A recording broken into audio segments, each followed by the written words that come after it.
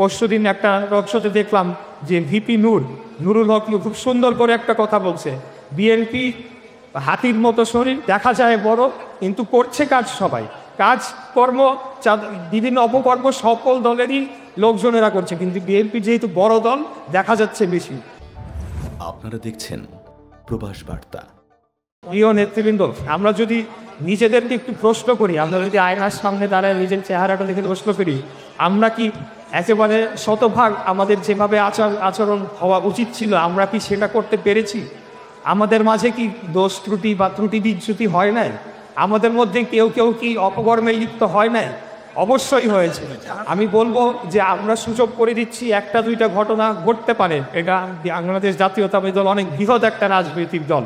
সেদিন পরশুদিন একটা রকশোতে দেখলাম যে ভিপি নুরুল হক খুব সুন্দর করে একটা কথা বলছে, বিএনপি হাতির মতো শরীর, দেখা যায় বড়, কিন্তু করছে কাজ সবাই, কাজকর্ম বিভিন্ন অপকর্ম সকল দলেরই লোকজনেরা করছে, কিন্তু বিএনপি যেহেতু বড় দল দেখা যাচ্ছে বেশি। কিন্তু এখন আমার মনে হয় যে আমাদের একটু সচেতন হওয়ার সময় এসেছে, যেহেতু আগামী দিনে আমাদেরকে নির্বাচন ছাড়া অন্য কোনো বিকল্প নাই, আমাদেরকে শতভাগ জনগণের মনকে জয় করে আমাদেরকে রাজনীতি করতে হবে। তো এই একজন দুইজন যে আমাদের জন্য যে সুনামপূর্ণ করার জন্য তারা অপকর্ম করছে, তাদেরকে আমরা কোনোভাবেই দলে রাখতে পারবো না। এই একজন দুইজনের জন্য সবাই আমরা বিএনপি যারা রাজপথে ছিলাম, আন্দোলন সংগ্রাম করেছি, আমরা গালি খাইতে পারবো না, আমরা আর জনগণের বিরাট বাচক হতে পারবো না।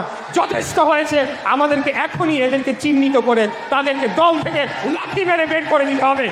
চাঁদাবাজদের এবং যারা দখল করবে, যারা বিভিন্ন মার্কেট দখল করবে, সমিতিতে গিয়ে জোর খাটিয়ে দখল করবে, তাদের কারণে আমরা কলঙ্কিত হব, সেটা আর হতে দেওয়া হবে না। ভাইয়েরা, আমি কি আপনাদের সমর্থন এই বিষয়ে পাবো?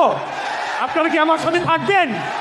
আগামী দিনে বিএনপির যে সুনাম রয়েছে সেটিকে অক্ষুণ্ণ রাখার জন্যে, এবং আমরা যে এত কষ্ট করেছি, আমরা 17 বছর 16 বছর আন্দোলন সংগ্রাম করেছি, আদান খেয়ে না খেয়ে অর্ধকে খালি পেটে রোজা রেখে আমরা জীবনযাপন করেছি, প্রয়োজনে আরও 10 বছর আমরা একইভাবে আমাদের জীবনযাপন করব, কিন্তু জনগণের জন্য যে আমরা রাজনীতিটা শুরু করেছিলাম সেই আদর্শ থেকে আমরা সরে আসতে পারবো না।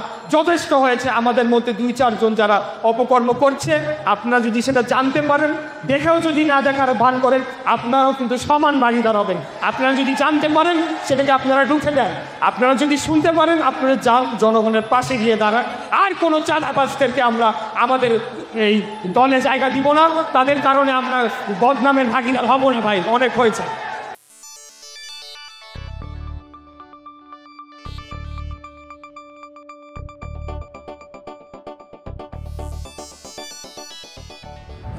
আপনারা দেখছেন প্রবাস বার্তা।